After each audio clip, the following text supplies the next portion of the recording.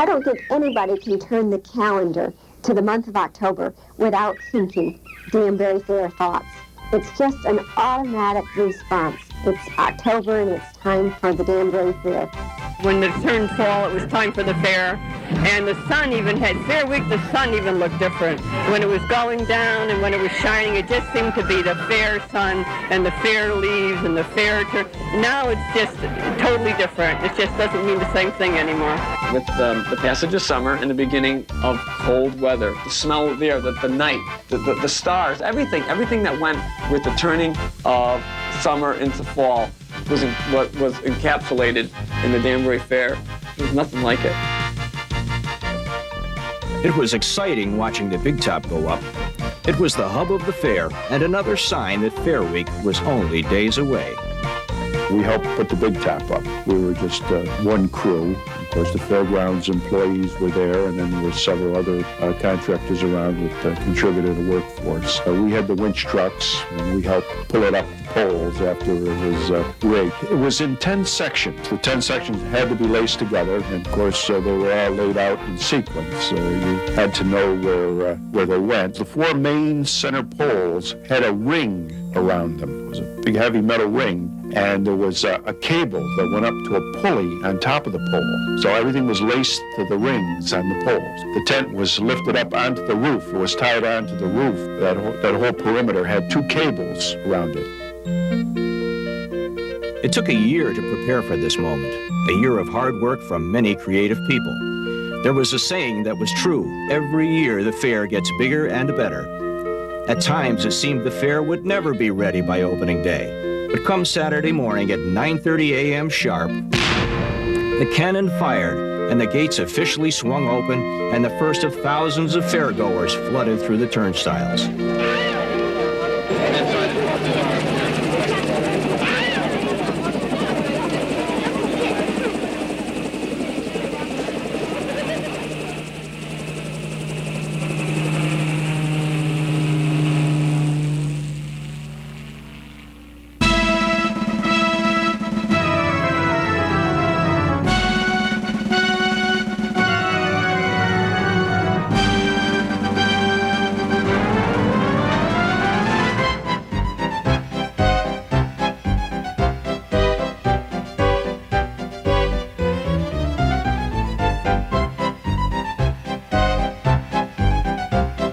Surrounded by the foothills of the beautiful Berkshire Mountains, the Danbury Fair seemed to have been protected from the growth of the metropolitan area of New York City just beyond those hills. The Danbury Fair, a place that offered homemade jams and prize-winning gourds, farm animals, Ferris wheels, parades, shows, and music, welcoming anyone who would take the time to find their way to Danbury for a day of fun, excitement, entertainment, and education. There was nothing quite like it. Starting as an agricultural event, it developed into one of the most unique fairs in the country. For a small charge, you could board the sightseeing tram called the Hayride and see just about everything along the Midways. So climb aboard, sit back, relax, and enjoy the fair.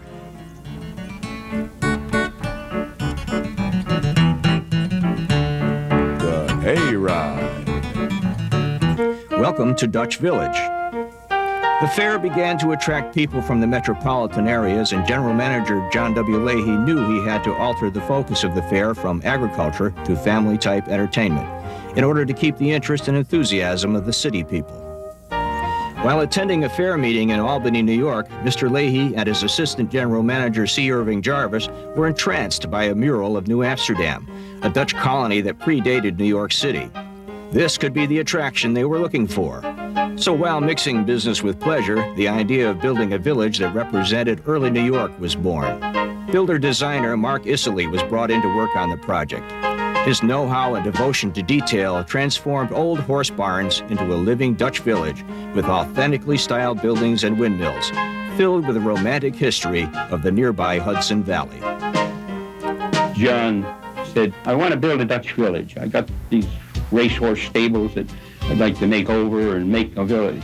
So I said, okay, I'll do it. I said, but you know, I don't know anything about Dutch villages. Well, I've seen what you've done before. I just believe and trust that you can do this for me. And so we went over and started and got a crew of men and never had a blueprint, never had anything. It was all sandy there. I'd draw something in the sand and say, it's about what it's going to be, Mr. Leahy. The first building probably maybe the courthouse. That was stone. We had regular stone veneer front on that. Then we built the nursery where you first came in. Then we went right down through and did the church, the courthouse, the fort, the barracks. And most people didn't know because they only opened it 1 year, but we had a dungeon under the barracks. And he had these big cannons made, beautiful, great cannons. Put all those beautiful old-fashioned lamps all down through the promenade. Of all the things I'd done, that was the most interesting job I had. This beautiful and peaceful area is where the fair really began. This trotting track existed in the 1860s. In the spring of 1869, Samuel H. Rundle and George C. White, seeking to formalize trotting horse racing in Danbury, joined Jacob Merritt, Benjamin Linus, and George Cowperthwaite in purchasing the track and surrounding acreage. They formed the association known as the Danbury Pleasure Park and began to run trotting races. In an effort to promote business in Danbury, the idea of holding an annual fair on the grounds was raised by the town fathers. A meeting of citizens was held with Lyman Keeler, the chairman, and J. Moss Ives, the secretary. And in 1869, the Danbury Farmers and Manufacturers Society was formed. The first Danbury Fair opened in October of 1869, and it ran for 3 days. Through the 1890s, horse racing was still the #1 attraction. A rivalry developed between the two top breeders, Sam Rundle's Ridgewood Stock Farm and William Beckerly's Hilltop Farm. Like many newly formed organizations, the Danbury Farmers and Manufacturers Society lived through troubled times. It took a number of years to attract crowds and for the income to exceed the losses. In October of 1897, the first major tragedy struck when a fire swept over the grounds after midnight, destroying everything except the wooden grandstand and the caretaker's house. With a small profit from previous years and some insurance available, the fair opened its 1898 season with the replacement of many of the buildings. Another financial blow occurred in 1918, when the fair never opened due to the great Spanish influenza epidemic that was sweeping the country. When the gates opened for the 1960 fair, the public was greeted with a higher level of entertainment and education. New Amsterdam Village had 35 permanent buildings spread over a beautifully landscaped 5-acre area. The village showed us many firsts the Dutch brought to America while they fought for political and religious freedom. The first lawyer, school teacher, fire department, minister, and even the coloring of Easter eggs. Concessionaires dressed in authentic Dutch clothing offered their wares, wooden shoes, Dutch chocolate, the glass blowers, and apple pie hot from a Dutch oven. The Dutch bakery was a replica of a typical Dutch bakery in the Netherlands. It had what they called a beehive oven, which was a round-topped oven which held the heat in better, and that's where we baked our pies. We'd sprinkle them with Dutch dust, bake them, and put ice cream on them, and people loved them. People would stay an hour in line for 2-3 hours for a slice of pie. I couldn't understand it. But these people knew if they didn't get it now, they weren't going to get it. And it was a special, unique to the fair. We'd make probably about 10, 20,000 a day there. We'd end up with 50, 60,000 during a good year. It averaged about a 20-hour day. And it was just wall-to-wall people. 12 pies, as fast as you can get them out. So it was a lot of work. Them oxen they used to be at the manger all the time, facing the manger, so that it would be part of the activity scene. Then I had a donkey there all the time, too, for the activity scene.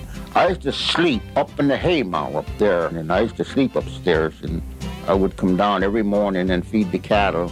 They ask you all kinds of questions, You see, they had a spread of horns. They're 5 feet apart there. And this lady asked me if I'd unscrew the horns every night and put them on the next day. Now, why do they ask questions like that? I don't know, And I said, lady, they grow that way, They grow that way.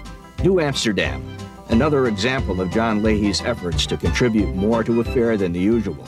Education, history, and beauty.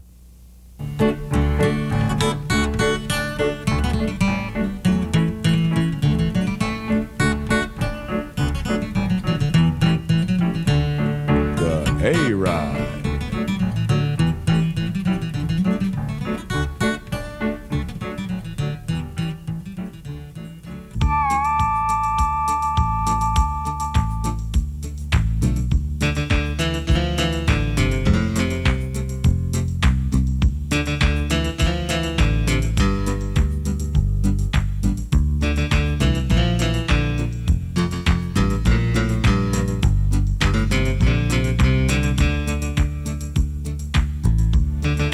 That's right, partner. You're in Gold Town, where scenes like that holdup put you right in the middle of a typical American frontier town back in 1849. They robbed that saloon twice a day.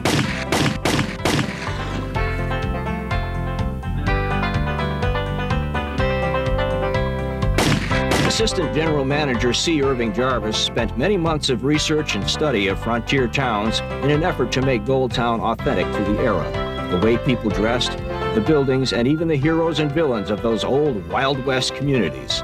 It may not have been as exciting back in the 1920s and 30s when this section of the fair was known as Church Row. It was lined with restaurants run by members of the various Protestant denominations, each owned and operated by its respective congregation. Through the years, those establishments became known for a particular culinary specialty. A favorite was oysters served by the Swedish Church. The Church of the Disciples produced chicken pies known for their large chunks of white meat and rich gravy. The Methodists, Universalists, and Episcopalians each became specialists in the concoction of delicacies from clam chowder to roast beef and turkey sandwiches to baked Virginia ham. You stood at counters to place your order at some stands, like today's fast food places. You took your order with you as you continued your tour or found a nearby bench to sit and relax. Some restaurants provided stools around their counters, while others had tables inside with white tablecloths.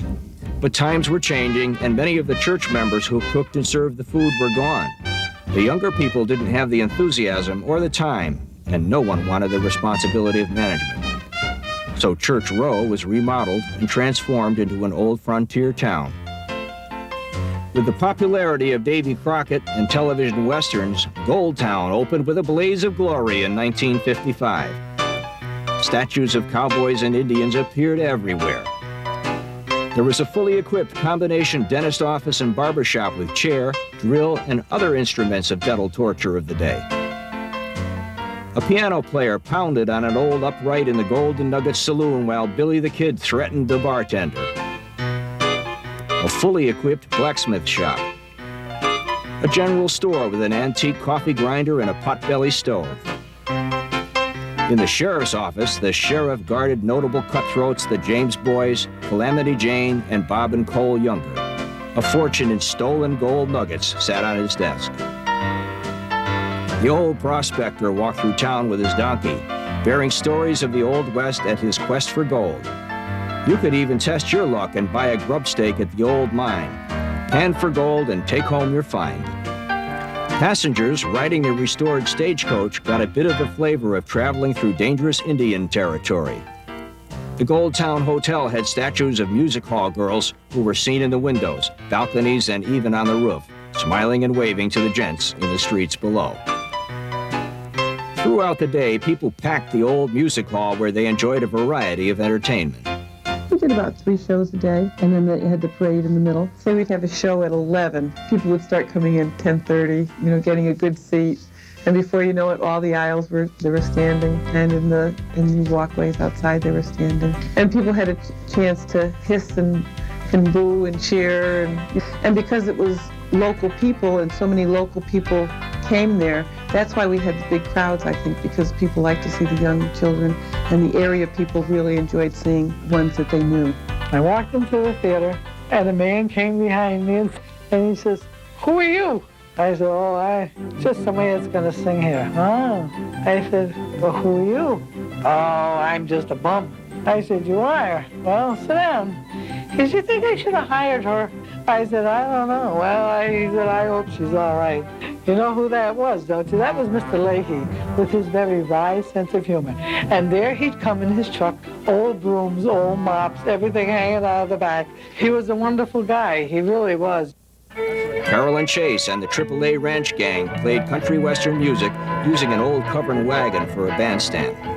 We started messing around, playing, and it was our own little South camp, a bunch of hillbillies, musicians, and everybody would congregate at the house because I used to make some pretty good pies. We would practice until 1, 2 o'clock in the morning. Music just made us high. I mean, we didn't even need any crack or dope or anything. We just played because we liked it. So then, first thing you know, they said, "Well, we need a bass, we need this, we need that, because we can't sit here with a bunch of guitarists. Who's going to play bass?" They stuck me with that. Bud played guitar, and then Dean Sterry played lead guitar, and Alan first played the fiddle. Ronnie Lindbergh played steel. Why we really were putting out music. It was over 20 years that we played the fair. The most beautiful, I'd say beautiful, and the greatest job that we've ever had. There was fun for everyone in Gold Town. And if you stayed long enough, you might even learn how the Old West was won.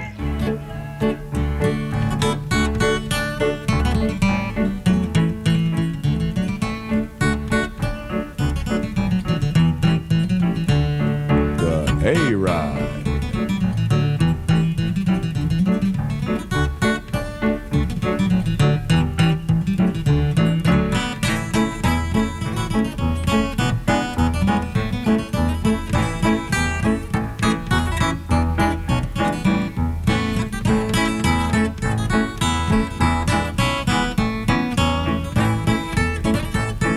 With beautiful fall foliage for a background, this area of the fair was the perfect location for the New England Village.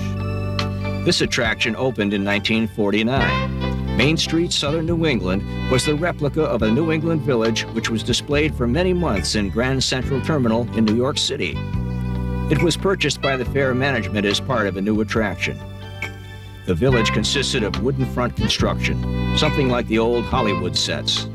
Buildings were added to the fronts, providing a place for interesting displays and for the sale of New England products. Main Street had a general store, a theater, a colonial church with the sound of church bells provided by a tape and a speaker, a drugstore, dress shop, mineral museum, a wool spinning center, and a country furniture store. A pond with 2 islands was located in front of the village. A motor-powered, old-fashioned paddle wheel boat added a nautical touch while providing a pleasant ride for both kids and adults, accompanied by an armada of ducks and geese.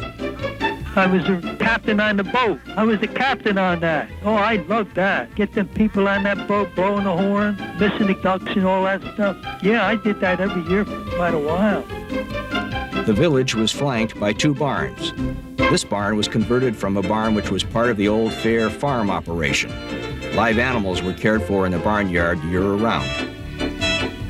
In 1953, this barn was converted to the town hall. The domestic science department was removed from the Big Top and established in New England Village to exhibit art and domestic work, long a country fair tradition. In 1968, the barn became a new vista of entertainment with live and animated displays featuring Dr. Dolittle and his friends.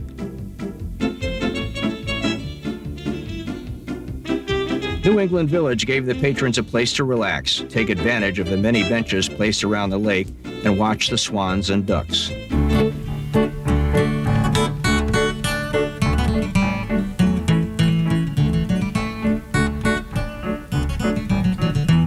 This is the exciting Ride and Game Midway, and we'll be back to see it for sure.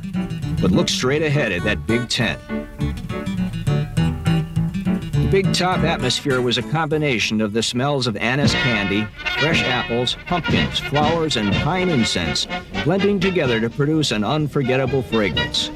This was the heart of the fair, a central meeting place for all, a place where farmers, 4-H groups, and granges could gather together to show their skills and products to thousands of fairgoers.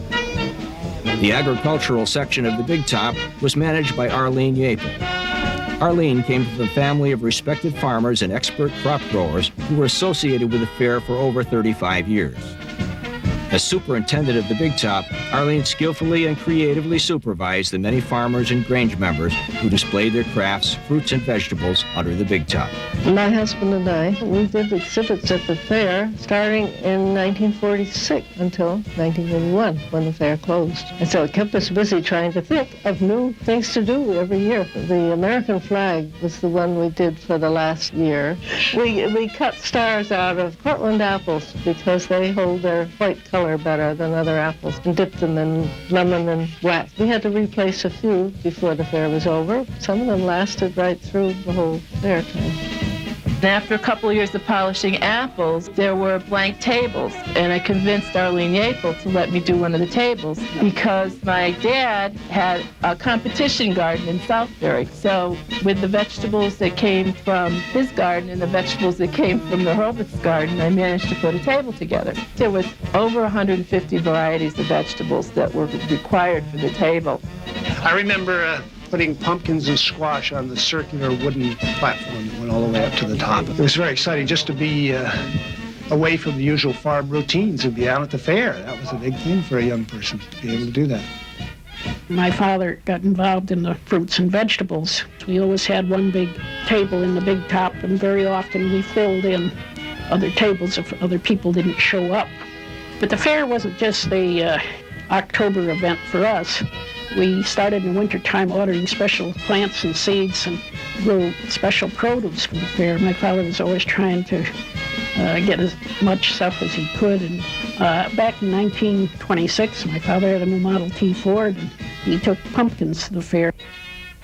Grandpa was a wonderful person, and he just loved sharing his information with people. And it was absolutely amazing. He got his seeds from all over the world. He originated many of his own seeds. I mean, we're not talking about 1 or 2 varieties. We're talking about 40 varieties of tomatoes, 90 varieties of pumpkins and squash, and then the different grains. And he developed his own seed, too. It was just amazing what he accomplished.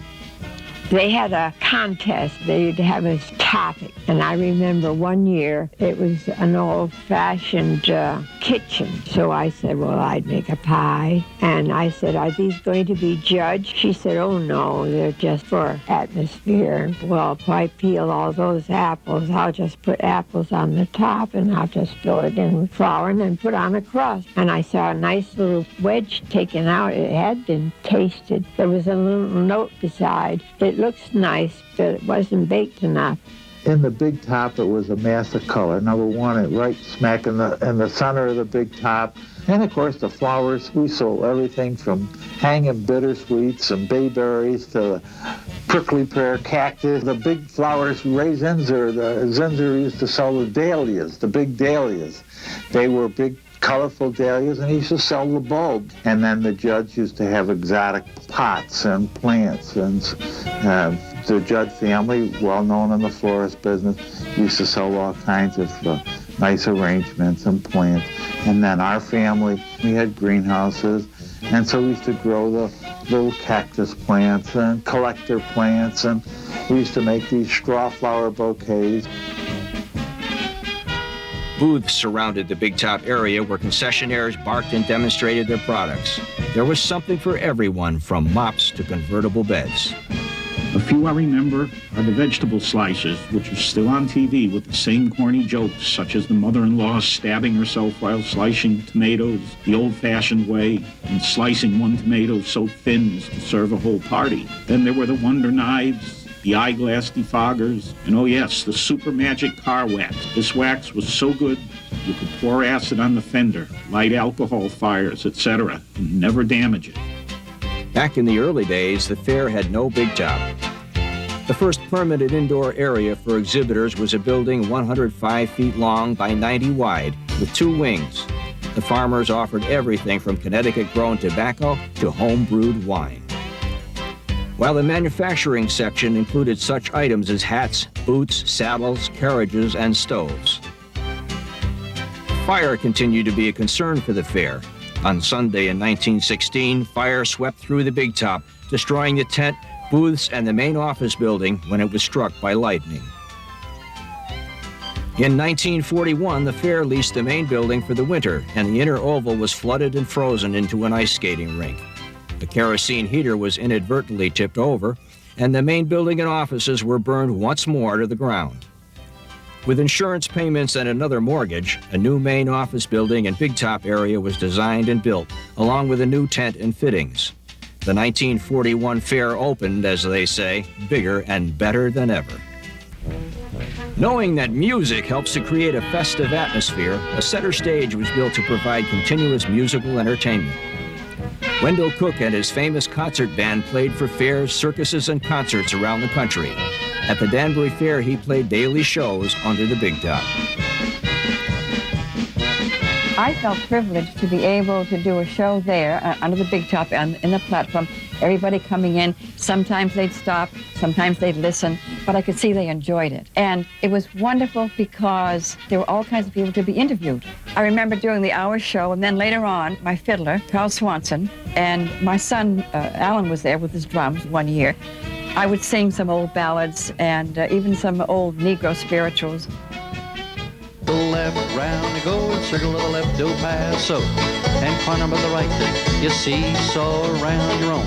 And do an element left in the corner. Hi, everybody, this is Al Brundage. I'm here at the Great Danbury Fair, up at the end of the Big Top. We're down here among the pumpkins and the corn with a bunch of square dancers with a Pioneer Orchestra in the background. And corner by the right, you swing that corner, lady, swing, whirl. You promenade that girl at promenade. Don't slow down, don't slow down. Head chuckles, wheel around. You star through, and a right and left do, and turn your girl good. And dive through and pass through. You circle to the left this time.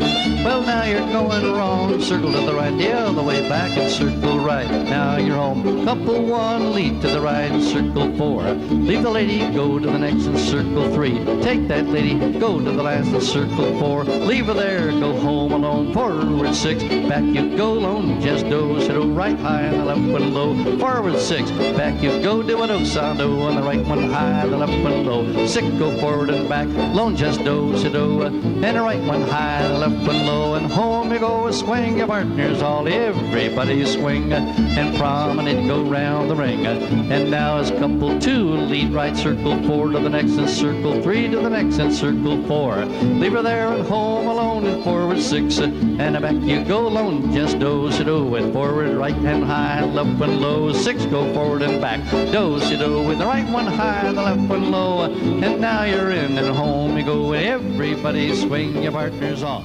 Hey, swing your girl in front. There was something for everyone under the Big Top: agriculture, education, and entertainment. Rain or shine, it was a wonderful place to visit.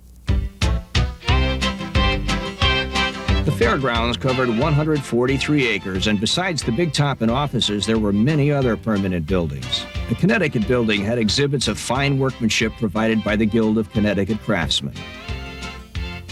Colonial Hall was once the home for the Canine Bench Show, where some of the area's finest pedigrees were shown and competed for trophies and blue ribbon awards. Machinery Hall, with its 9,000 square feet, was used for the automobile show in the 1920s and 30s, and later displayed farm machinery. The Farm and Home Show sold convenience items for the home and automobile accessories. The Poultry Barn featured an outstanding variety of chickens, turkeys, geese, and ducks. The poultry show, my father was superintendent for a number of years to the fair, and he would find exhibitors to put on displays of different breeds of poultry. We provided with very elaborate painting background scenes with stages in front of them where you could exhibit the different breeds, and there were lots of people involved in that. Good poultry breeders and fanciers would supply the birds. It was up to my dad to be sure that the poultry barn was full of something for the public to see. I think we did a good job at that. The Danbury Fair was one of the largest and best agricultural fairs in the East. Animal barns were built so horse and cow breeders would have a place to comfortably house and show their animals. Many breeds of horses and ponies were on exhibit, including the Golden Palominos.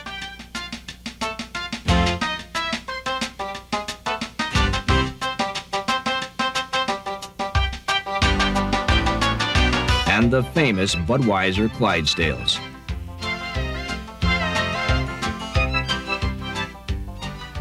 A number of the buildings were transformed into exhibits of history and education, as well as entertainment. One good example was the P.T. Barnum Museum. P.T. Barnum was a native of the neighboring town of Bethel, Connecticut. Here you could learn about the life of Tom Thumb, see the mechanical life-size replica of Jumbo the elephant, and see perhaps the biggest hoax in Barnum's career, the Cardiff Giant. In the Barnum Museum, we had all the animated stuff, like the elephant and all that. The elephant was run by different motors inside. One motor wagged his tail, another pushed his stomach in and out, another with his trunk, another moved his head. Then we had the fat lady, and then the hoochie coochie girl. Somebody after the fair threw away an old pair of work shoes. I mean, they weren't even fit for the dump. They were in such great shape. John says, "Oh, give me those, give me those." He said, "I want those for the Barnum Museum." We'll tell them everybody that's P.T. Barnum's shoes.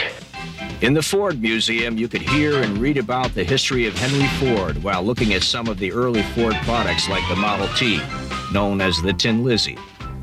For pure fun and to the delight of the youngsters, the old goat barns along Bacchus Avenue were magically transformed into Cinderella Land. Not just a series of pictures, but a trip into a storybook that came to life before your eyes as you journeyed through the story.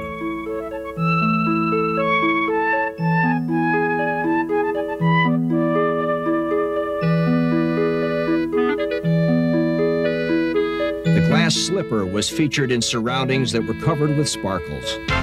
The most wonderful part of the fantasy trip was beautiful Cinderella in her long gown and white gloves, and the kindly fairy godmother holding her magic wand, waiting to greet and talk with everyone. It was fun, it was exciting, spectacular, a miracle that took place every afternoon, the Danbury Fair Street Parade. Only those behind the scenes knew what a miracle it really was when at 2:30 p.m. the drum major blew his whistle. And the marching band stepped off to the beat of the big bass drum, and the Danbury Fair Street Parade was a reality. With thousands of people jamming the midways, hundreds of marchers, animals, and floats still managed to make their way to the parade starting points.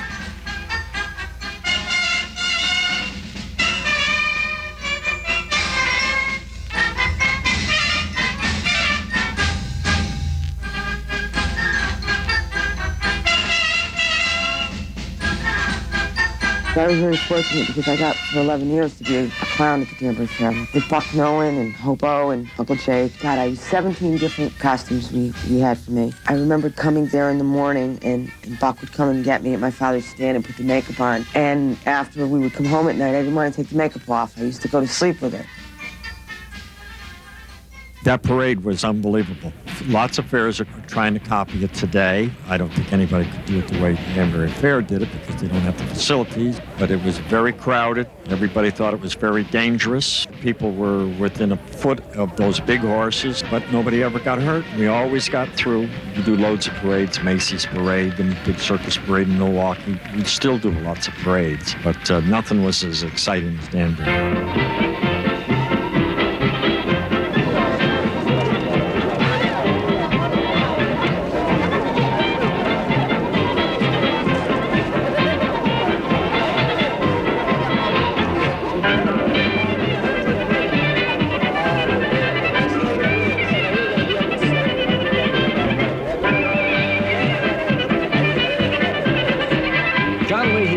Jarvis both loved this part of the fair. Dressed in bright red ringmaster outfits, the parade gave them the opportunity to exhibit their flair for showmanship and a chance to meet the public and greet the exhibitors and marchers in the parade. After winding through the entire fairgrounds, the parade would enter the racetrack from the north end of the grandstand.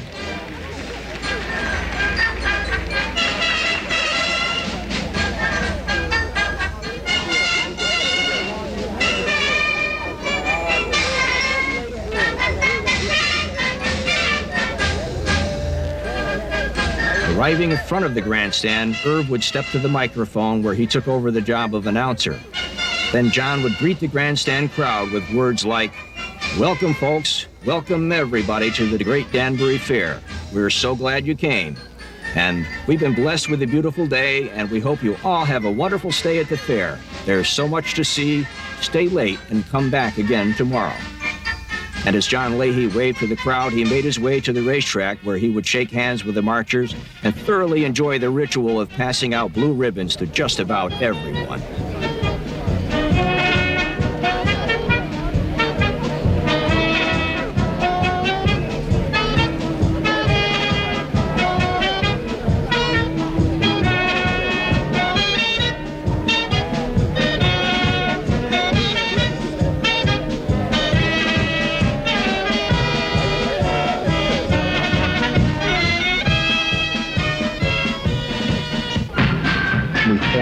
An association of drum corps. It's called the Greater Danbury Area Drum Corps Association. Right now we have 19 drum corps, and I became the first president. In fact, I'm still president. Drum corps like the Danbury Drum Corps, they've been around since 1927. Grassy Plains, 60 years. Striders are celebrating their 50th, so they've been around a while too.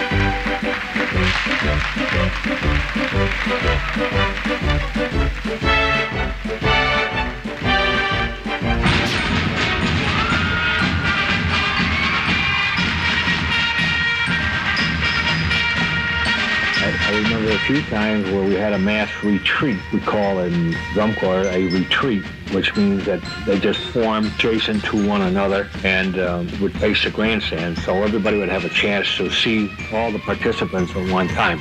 Maybe 12, 15 years before the fair ended, I took over in the wardrobe department. That particular department had to do with getting all the costumes prepared, handing them out for all the different areas, Cinderella Land, people in the Dutch Village. All these costumes had to be gotten and put together.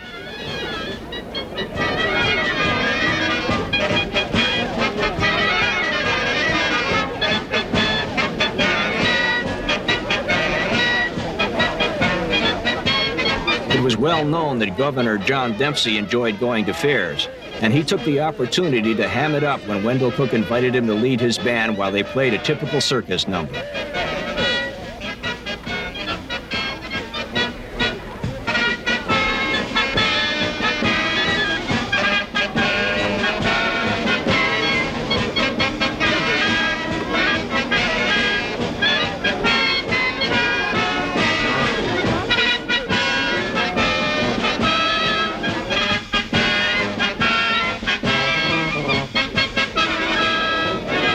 Traditionally, Wednesday was Governor's Day at the fair. What better place for the large contingent of office holders and challengers to meet and greet the people than at the fair?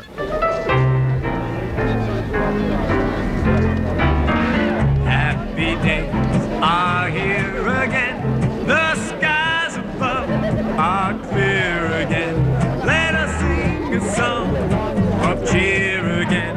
Happy days are here again. All together shout it now. There's no one who can doubt it now. A number of the parade participants were talented performers, and each was given the spotlight to show their skills while they thrilled the audience.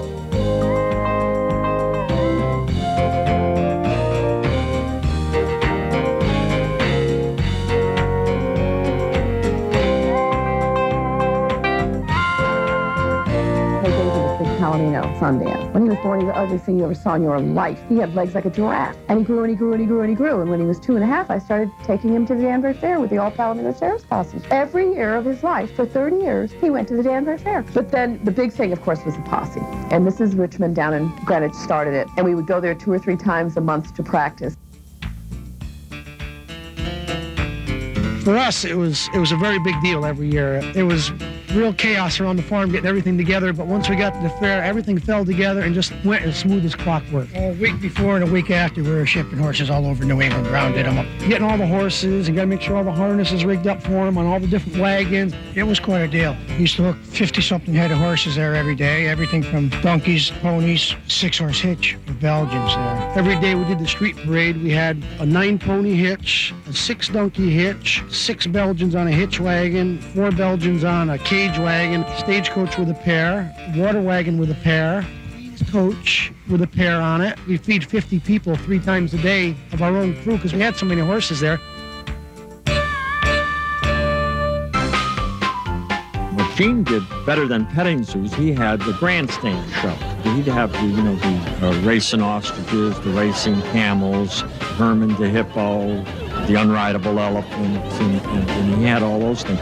The elephant rides and the camel rides were just a side thing to him while he was at the fair putting on his grandstand show. These animals were all in all the movies, and he had a lot of those people working for him that worked the animals in the movie. He was a great showman, great showman.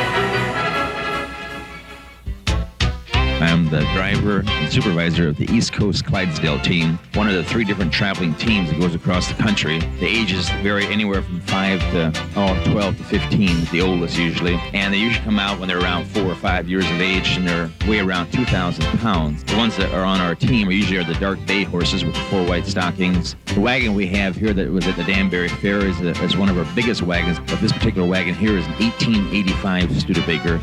It's one of the tallest and heaviest ones we got. We always have a Dalmatian dog that travels with us that sits up on top of the wagon. The harness they wear weighs about 120 to 140 pounds per horse. Me, I like my lead team high-strung, so they have a little prance to them, you know. That's another one of the requirements to make the team is, you know, how their gait is and how they step and stuff.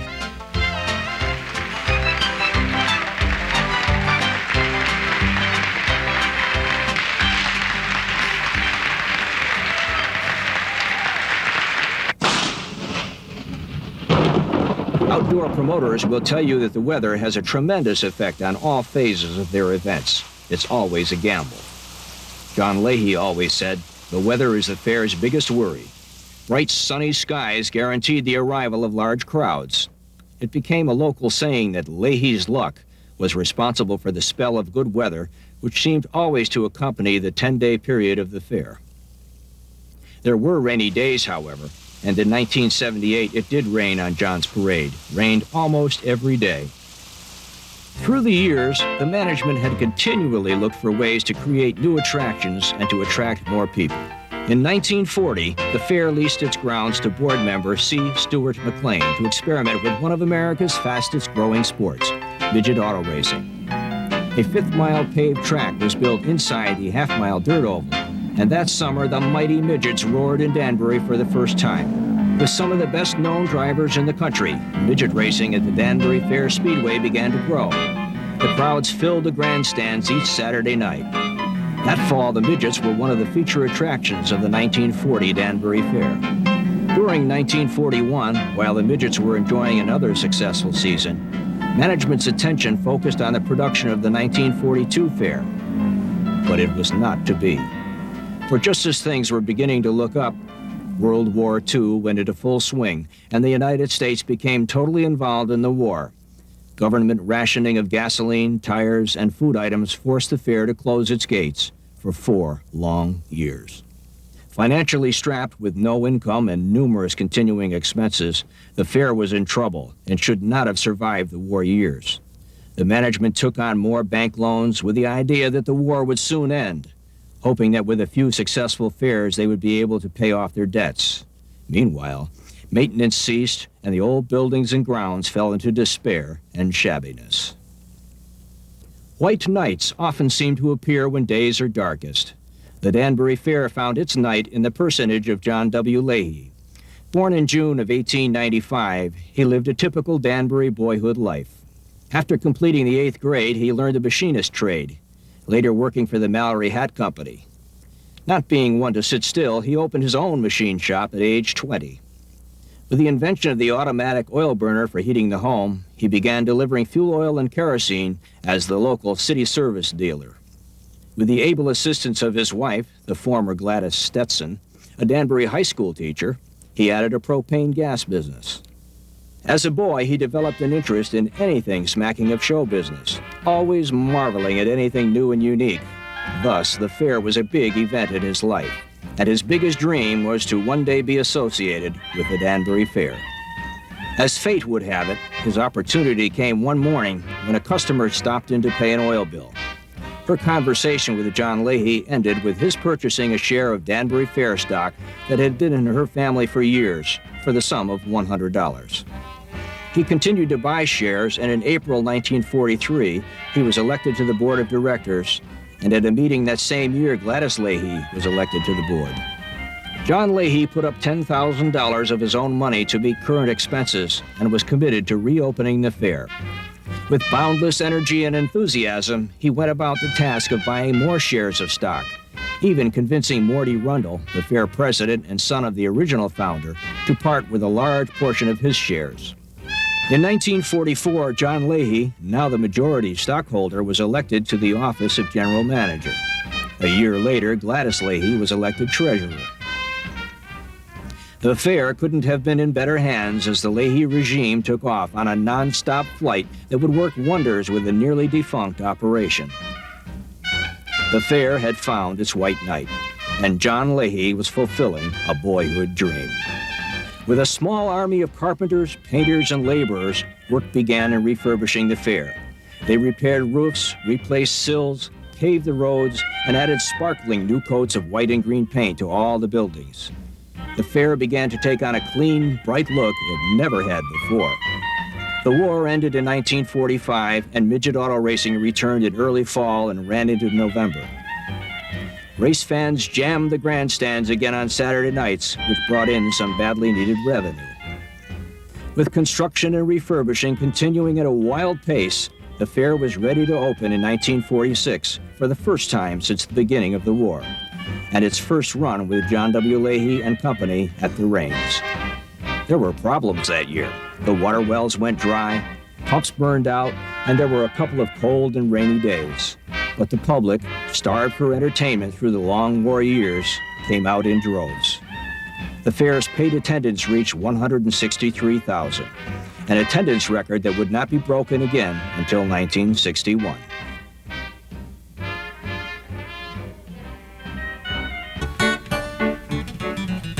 For the young, the most exciting spot on the fairgrounds is the Carnival Midway. This is the place thrill seekers come to find excitement and test their nerves. The Danbury Fair had one of the cleanest and merriest ride and show midways in the East. Through the years, some of the largest amusement shows in the country played at the Danbury Fair, bringing spectacular new thrill rides along with the old favorites, like the Skywheel, the Paratrooper, the Himalaya, the Octopus, the Tilt-A-Whirl, the Skydiver, the Roundup, and everyone's favorite, the Carousel.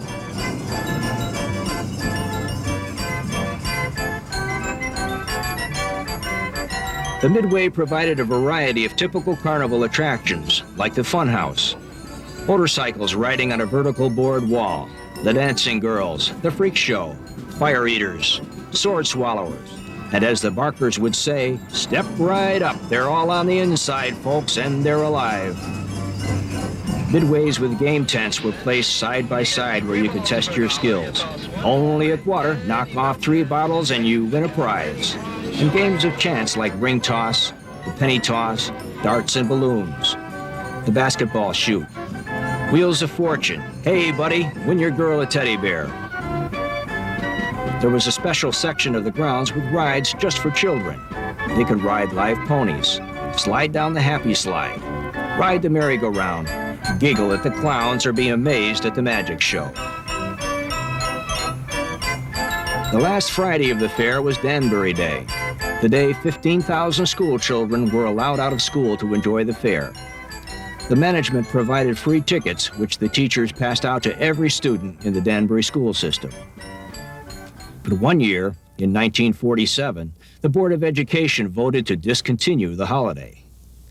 I went to school that morning. There was a considerable crowd of kids outside the school. They wouldn't go in. So we all stood there kind of yelling, and nobody wanted to go in because they wanted to go to the fair. So we all marched right down the middle of the street, down White Street, up Main Street, and up West Street to the Board of Education. And we stood there and yelled for a while, and then we said, this isn't going to do any good. And we said, let's go to the fair. So everybody started off. They walked to the fair. And then John let them in. And that was the end of the Board of Education's proposal to have school on that famous Friday.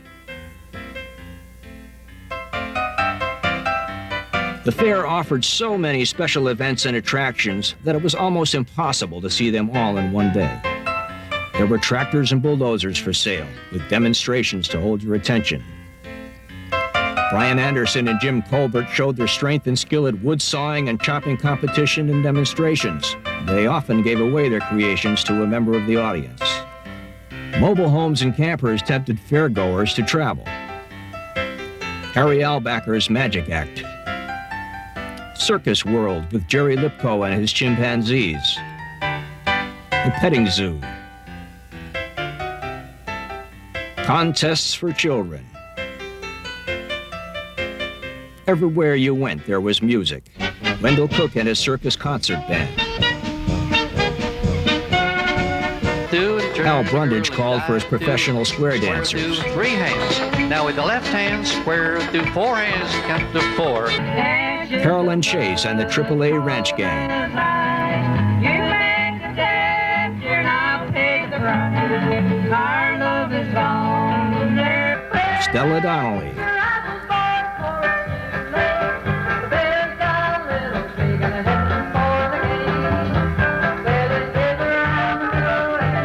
Marion King.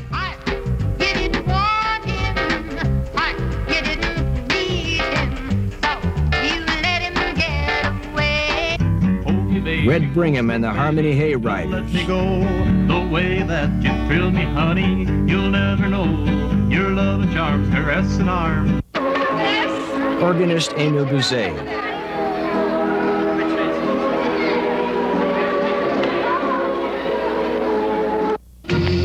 And the Polka King, Victor Zembruski.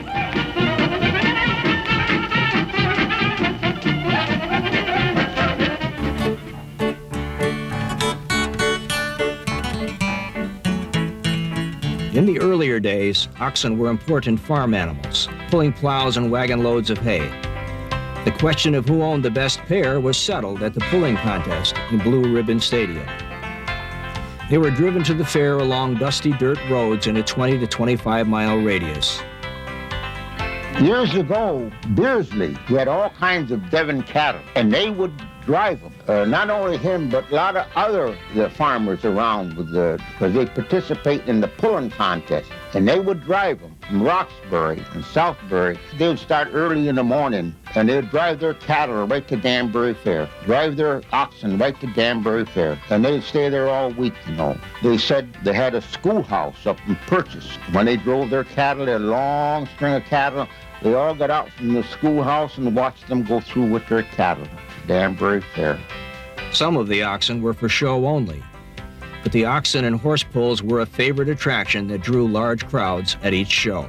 The event started with the Parade of Champions, where the competitors would show their muscular prize cattle to the audience and to the officials. The pit in Blue Ribbon Stadium was considered a good one, paved in Connecticut River Valley red clay. A judge stakes a pin to mark the position of the stone boat, loaded with 2 cement blocks marked 1,000 pounds each for the first heat. Wayne Allen, superintendent and announcer for the contest, calls out the name of the first contestant. The teamster, with a final glance to check the yoke position and the alignment of his team with the load, cracks a supple whip in the air and shouts, "Hip-ya!" The wooden stone boat slides forward as if propelled by the roaring crowd. Wayne Allen shouts, "It's a draw," meaning the oxen pulled the load a full 6 feet. Any good team can pull twice its weight, but the ranks of the contestants thin as the blocks are piled on in 1,000-pound increments in successive heats. The stone boat now moves in inches until a draw is accomplished. A top winning team can pull over 7,000 pounds. Out in that lot where they used to park the cars and the buses and everything, used to get pretty muddy and around in there. They'd bring out a couple of pair of oxen and charge them fellas $5 to get them out, haul them out. So they made money. If they didn't win by pulling, they won by pulling out the cars. Another feature of Blue Ribbon Stadium, widely enjoyed, was a sheep shearing contest under the direction of Superintendent Norman Husted. There's a correct way to do it and a wrong way. There are certain holds that you put on a sheep and positions so that you don't nick them, they don't kick and fight. The shears have to lay on the skin in such a way that you don't nick them. Theoretically, the fleece should come off all in one piece. That's an art in itself, being able to do that, and we think the public really enjoyed that. We'd try to shear 3 or 4 in a given show over there just to give them an idea of how it's done, and then we'd hand out samples of wool.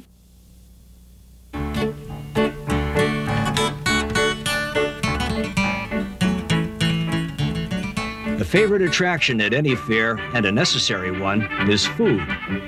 At the Danbury Fair, there was a treat for every palate. The food, especially the onions and peppers, you know, when they would fry the sausage, onions, and peppers, and then you'd get hit with the apple pies over in Dutch Village. Those little pies would fill the air, especially on a cold day.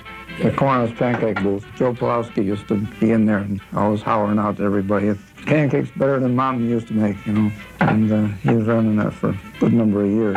And the Kiwanis Club made a lot of money on that. It was our big fundraiser at that time. So we had quite an entourage of items. We had meatball and sausage grinders. We had French fries. We had roast beef grinders. We had hamburgers. We had hot dogs. And that was all coming out of one stand.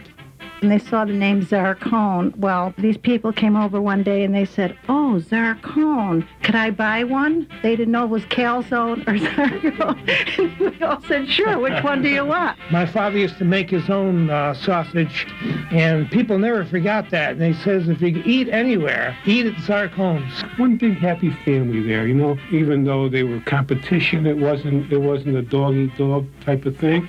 It was, hey, you got your thing, we have ours. You certainly couldn't walk by smelling the sausage on the grill, the popcorn, just impossible to walk by.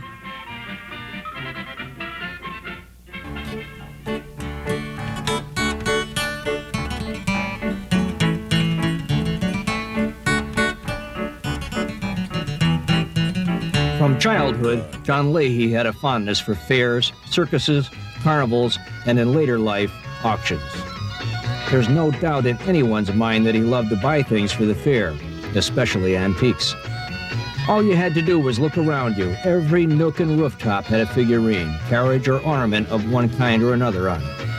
He always had you looking up.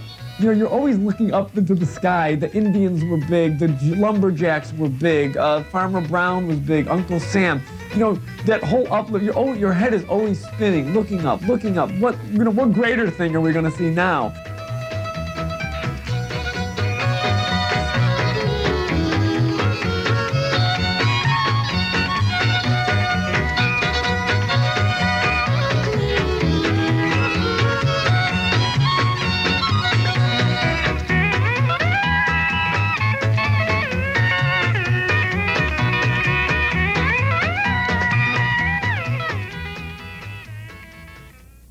He especially enjoyed catering to the taste of children.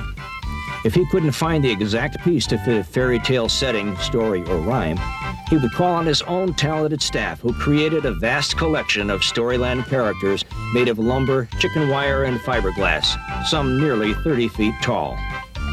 Some items in the collection were authentic pieces with an early history to them. This electric trolley car was built in 1888. This is an original wood-burning steam engine, the Daniel Nason. It ran when Lincoln was nominated back in 1858. It took 2 years to negotiate its purchase and bring it to the Danbury Fair. The majority of people who come to the fair want to be amazed, amused, and thrilled. And the most thrilling spectacles usually take place in front of a grandstand. The Danbury Fair's grandstand was called the Race Arena. The grandstand and the half-mile dirt track were originally built for trotting races. The trotters ran successfully until the 1940s. In those days, a race starter had to yell to the drivers through a megaphone to keep them in line. It was Danbury starter Steve Phillips and his son who invented the still widely used Phillips folding starting gate. In 1908, the horses shared the track with big car racing, or sprinters as they were also called. The top drivers in the country raced here. Ralph De Palma in his famous Fiat Cyclone, Ira Vale, who became the race director for the first midget race at Danbury, and Ted Horn, who established track records while winning the last big car race at Danbury in 1939. In 1912, the crowds were thrilled as players risked life and limb in wild games of auto polo, and even motorcycle racing enjoyed a short run. Midget auto racing started in the summer of 1940 and drew large crowds before and after the war years. Danbury used to be packed. You know, Saturday nights, man, I thought the midgets were strong up there. You know, the grandstands were filled every time they ran up there. Danbury was, one of my tracks. When you make the semi, you're made a feature. So I got in there, and then I got upside down, man. That was the end. Oh, I got my arm cut up and landed up in that Danbury hospital for 2 weeks. Oh, I ran with Dutch Schaefer, Mike Nazarek, Tony Bonadias, Duncan, Johnny Kay, Bill Schindler, Ted Tapp, Georgie Rice, Johnny Rice.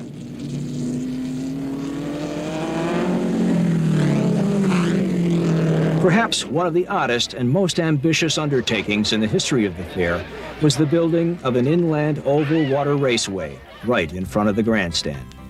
A track was dug out around the outside of the midget track, then water was pumped in from the nearby swamp. The Aqua Way opened in 1948 and ran 4 meets. The drivers were drawn mainly from among hydroplane owners. The speedboats raced Wednesday nights and ran heats, semifinals, and a feature the same as the midgets. Racing was exciting, and the crowd started to build, but there were problems. The motors had to be pulled to start, which took too long, and the narrow homestretch caused damage to the wooden hulls, which required more costly repairs than the owners could afford. During that winter, John Leahy called on his cousin Harold Kohler to reproduce fiberglass speedboats formed from the wooden hulls, while mechanics Charles Gehrig and Everett Hislop installed Crosley motors. He started building his own, had Harold Kohler there, and brought them up, and we installed the Crosley engines in them, and the drive shafts and steering wheels and everything. He bought the loose components there, and we assembled them in the old machinery hall. Charlie Gehrig worked on them, and I worked on them. The Aqua Way opened the 1949 season with 18 flashy colored speedboats with self-starting engines, and the people came. Bruce Parker, world waterski champion, and his ski bells performed between heats. However, after a few Saturday nights of midget racing and Wednesday night speedboat racing, it became clear that both shows were suffering from a division of patronage. The local public could not support 2 shows a week. The more established midget racing continued, and the waterway was eventually filled in.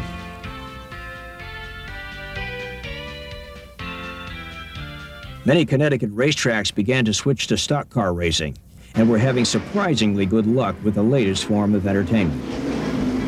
Stock cars were old coupes and sedans. They were much cheaper to build and run than the midgets, and racing was tight and reckless. The fans loved the action. In Brewster, New York, a group of enthusiasts carved out a rough track and called themselves the Southern New York Racing Association. The fair management met with the association and liked what they saw. An agreement was formed between the Danbury Fair and the New York Club, and in 1952 the waterway was replaced by a 1/3 mile dirt racetrack. The sight of flying dirt and crashing cars was spectacular, but the ruts in the dirt track caused too many yellow flags, which slowed the action and brought about another small miracle. In just 1 week's time, the entire track was regraded and paved with 6 layers of blacktop. They never missed a meet. To satisfy John's requirement that we start grading on a Sunday morning. And we started grading, and we paved that track in 1 week, and they had the races the following Saturday night on the new pavement. And we worked all day long, and everybody was ready to drop, and it was getting dark. Come on, boss, come on, we gotta go home, we gotta go home. John heard one of them, he went up and turned the lights on. They worked all night long that night. With the newly paved track, racing was faster and better than ever. Record crowds filled the grandstand, and local drivers became heroes. In the early days, everybody had the old coupes and old sedans. I always liked Danbury. I mean, I don't know. Like, the first time I got on it, I sort of fell in love with that place. And you know, like I used to venture off once in a while, go here and there just for something else to do. But I liked Danbury. Well, I won 9 point championships down there. And yeah, when I first started running, I won the championship in '54 and '55. Then in the '60s, pretty heavy there for a while. It looked like rain, so they put the modified feature ahead of the sportsman's race. And it just worked out where it didn't rain, and we won the pole that night. We started first and finished first, so we got the last race ever. And after being there all your life in the stand since you were 4 or 5 years old, it just kind of worked out nice. The brightly painted grandstand, paved racetrack, manicured lawns, and the surrounding hills all came together to create a magnificent sight. With 2 World War II searchlights circling the sky and a huge American flag blowing high above the infield, many called it the most beautiful racing plant in the East. There was another kind of horsepower that thrilled the audiences each weekend of the fair, the Hell Drivers. Thrill Drivers. Daredevils. They were called by many names, but they all skillfully put their brand new cars through unbelievable and dangerous stunts.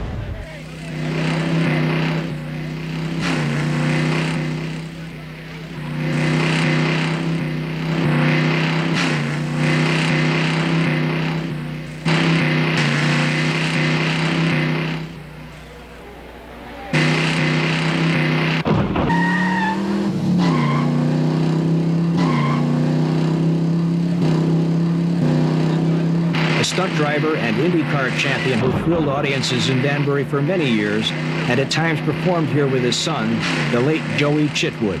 Chitwood Jr.'s sons, Michael and Tim, are still on the road. My family has run at the Danbury Fair over the years, starting way back in the 40s, and I was there myself in 1970. Joey Jr. and Joey Sr. did many shows at the Danbury Fair during the 40s, 50s, and 60s, and even into the 70s. We always enjoyed Danbury Fair, and we're going to miss it. Ladies and gentlemen, now featuring the dangerous passing leap in midair, the Flying Lamars.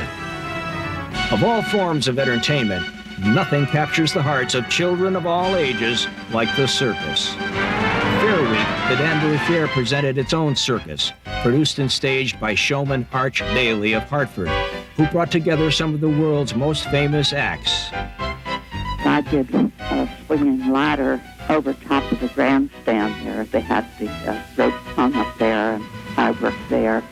But there was other acts, of course. It was a great time. We always enjoyed being up there, the family. It was most of the family acts taking place. She refused to go over the elephant trainer, and different ones tried taking her over.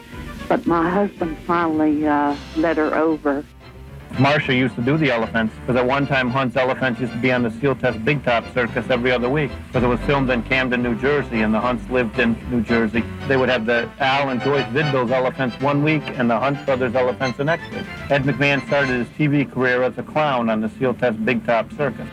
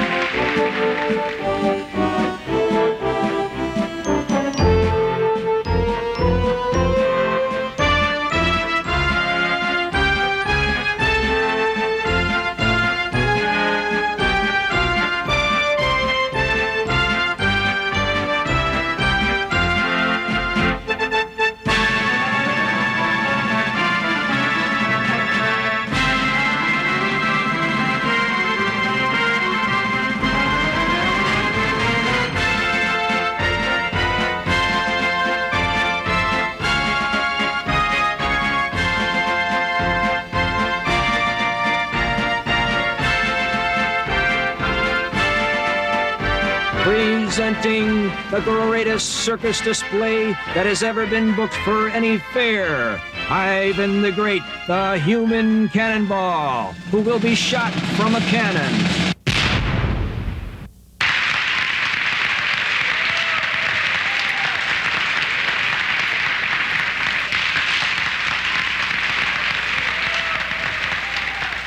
Many people traveled to the fair by train that stopped at the Union Station on White Street in Danbury. From there, they had a choice to either take the shuttle train or to have more fun, the trolley car. The fare for the train or trolley was only a dime. You get on the trolley car, come up to Main and West Street in Danbury, transfer there onto the car that went out to the fairgrounds. And ride the trolley out to the fairgrounds down in front of the main gate then. You'd get off the trolley and go into the fairgrounds, and the trolley would turn and go back to Danbury and pick up another load. Some people chose to walk to the fair. It was a pleasant way to exercise, a good place to meet your friends, and perhaps even find a date along the way. Walking also saved you 20 cents. The cost of a hot dog and a bottle of soda. As a young person, you hope to have a date for the fair. That was the thing. You hoped it would be an important date. Of course, you always saw people that maybe you hadn't seen for a year, and that was a great event, too. Those who could afford one drove their Model T Fords to the grounds, and they jammed the parking lots. It must have been difficult to find your car among all those identical-looking black flivvers. Back in those days, money wasn't so plentiful, and I can remember us bringing our lunch, and we'd go back at noon, back to our Model T in the parking lot and sit in there and eat our lunch. But then later, my father enjoyed having his lunch at various stands. By today's standards, the style of dress for the fair would be considered almost formal, as the ladies wore long dresses with jackets and lots of lace. Some wore gloves and even carried a parasol. Most wore large bonnets. The gentlemen wore three-piece suits, white shirts with stiff collars and cuffs and fancy tie pins. Many carried canes, and of course no man would be seen in public without his Danbury-made felt hat that somehow stayed on even while enjoying the rides. On weekends, over 60,000 people would converge on the Danbury Fair from all directions. They came by car, by bus, on foot, and by air, with the Danbury Airport being conveniently located across the street.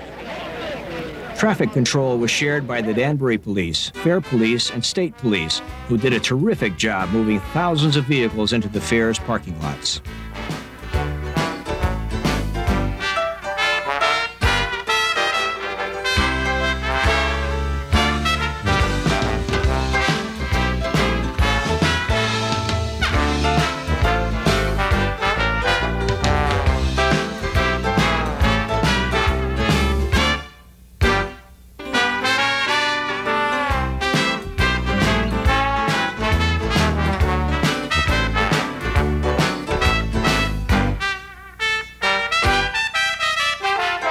Pinkerton Detective Agency was hired to operate the ticket booths, help with crowd control, parking, and to provide added security for visiting celebrities and dignitaries.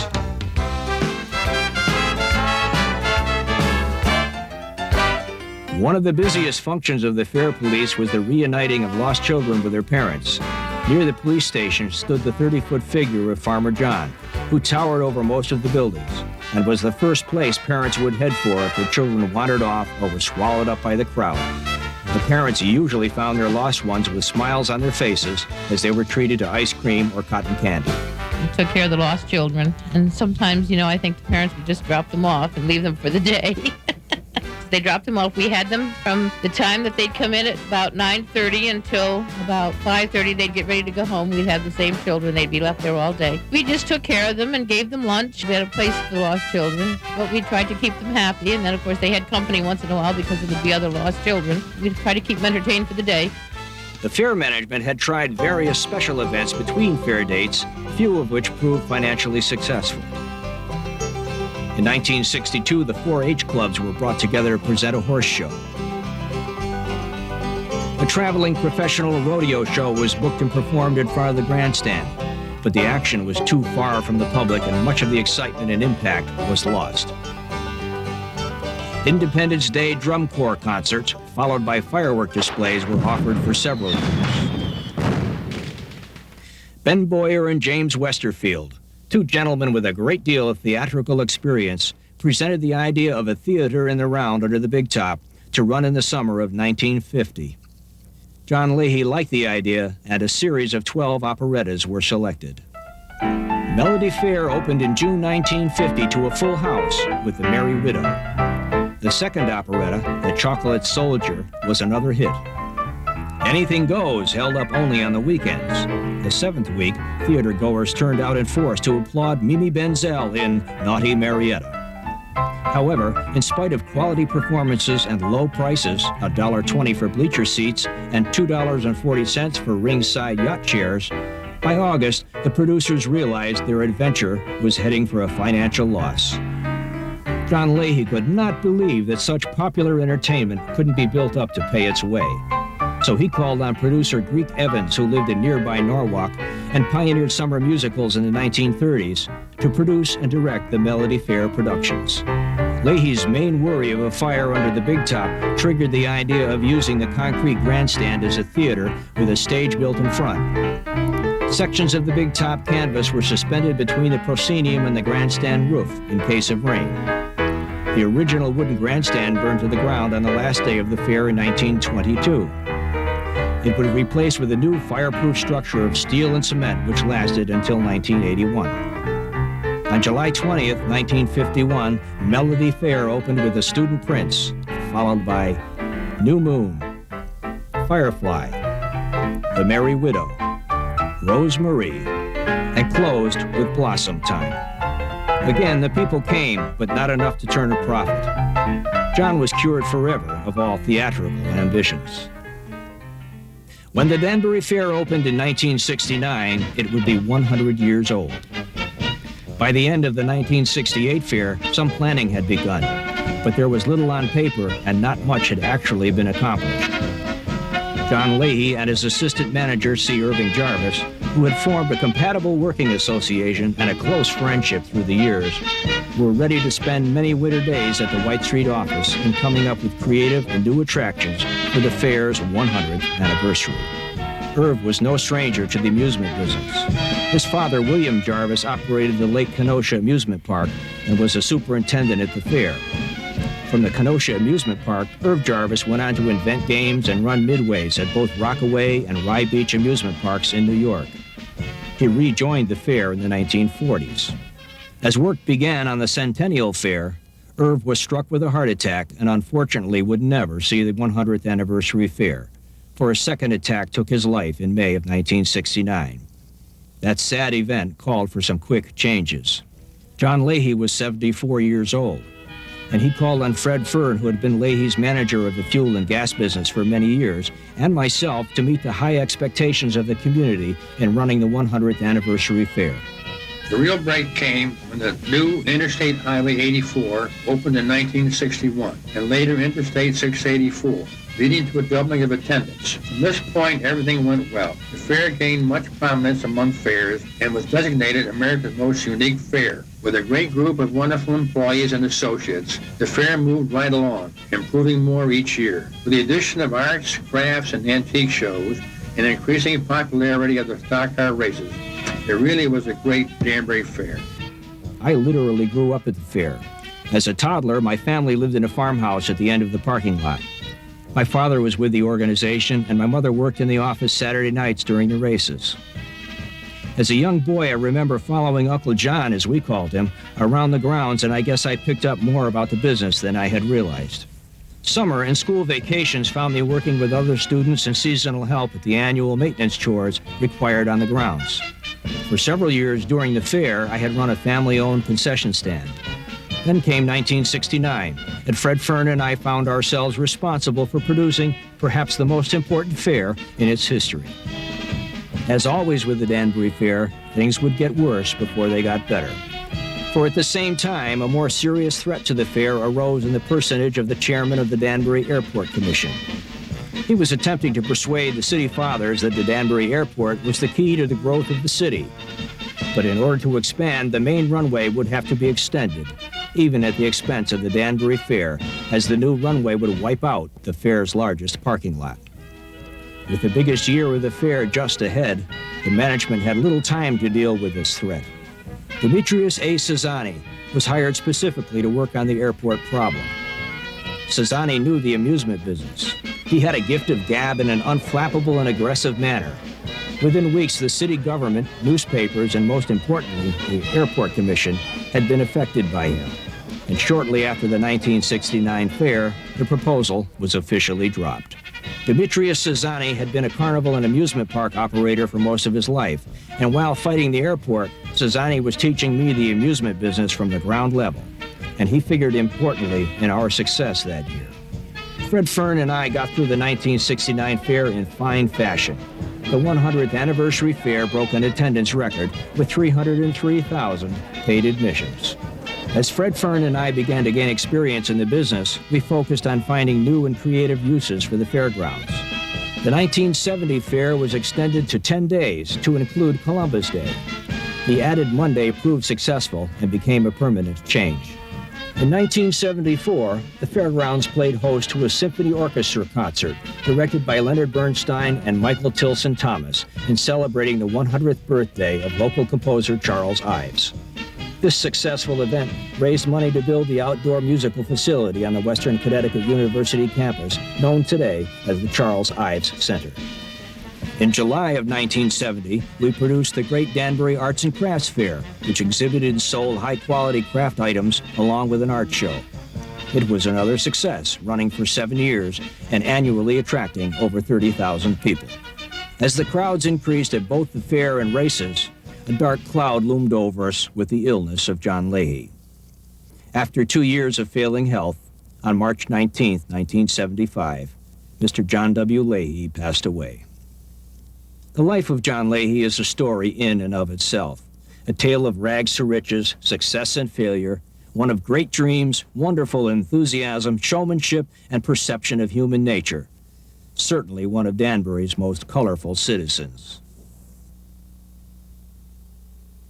On the morning of May 16, 1979, the executors of John Leahy's estate officially entered into an option agreement with the Wilma Wright Company of Rochester, New York, for the sale of the Danbury Fairground property for the purpose of constructing a regional mall. Preparing and staking out for the 1981 fair was difficult, knowing we were doing it for the last time.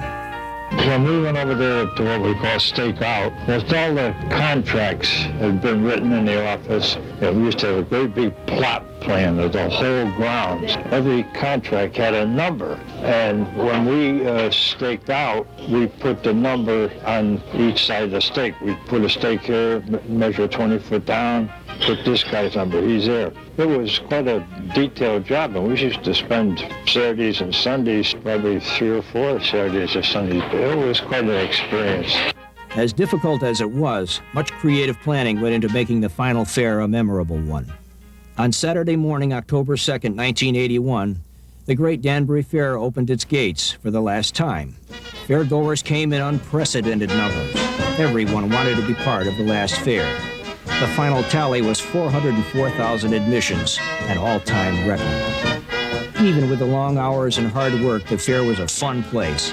I especially enjoyed my years as the grandstand announcer, where I had the opportunity to meet and greet the many dignitaries and entertainers. It was a privilege to be part of it. At 7 p.m. on Monday, October 12, 1981, the Great Danbury State Fair closed its gates for the last time. It was over.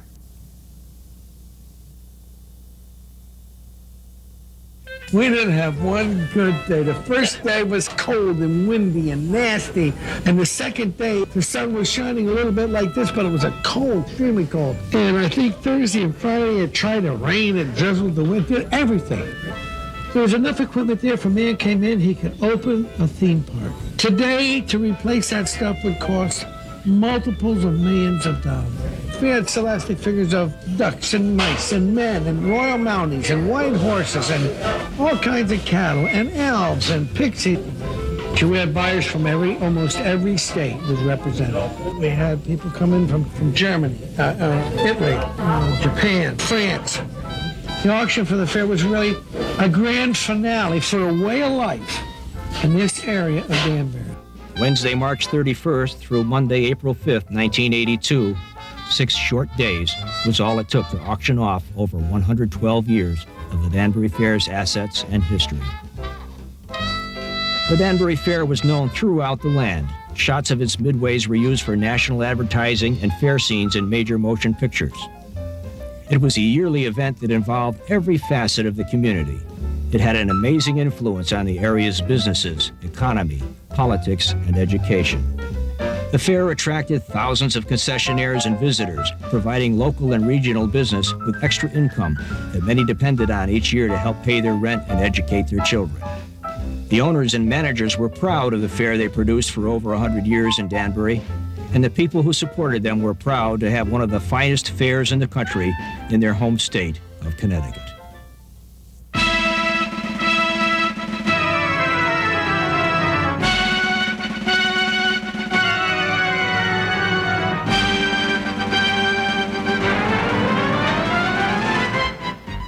I can still close my eyes and see every inch of the Danbury Fairground. I almost cried even as an adult when the Danbury Fair closed forever. It made so many millions of people very happy for so many years. When you mention Danbury, it's the Stetson hats and the Danbury Fair.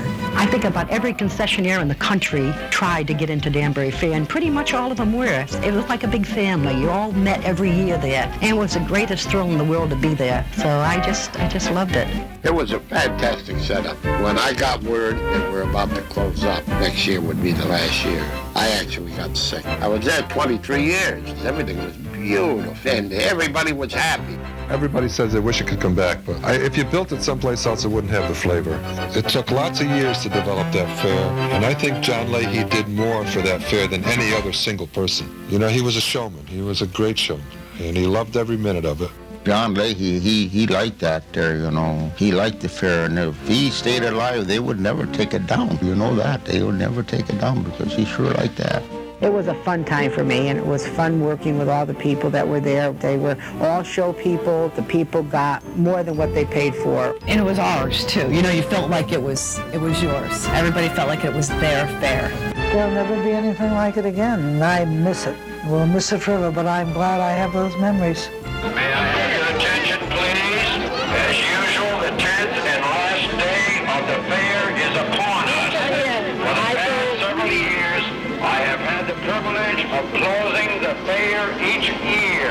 This year, I must announce the lowering of the curtain to a long and joyful event. For the past 112 years, for the last time, I must now announce that it is now 7 o'clock. All concessionaires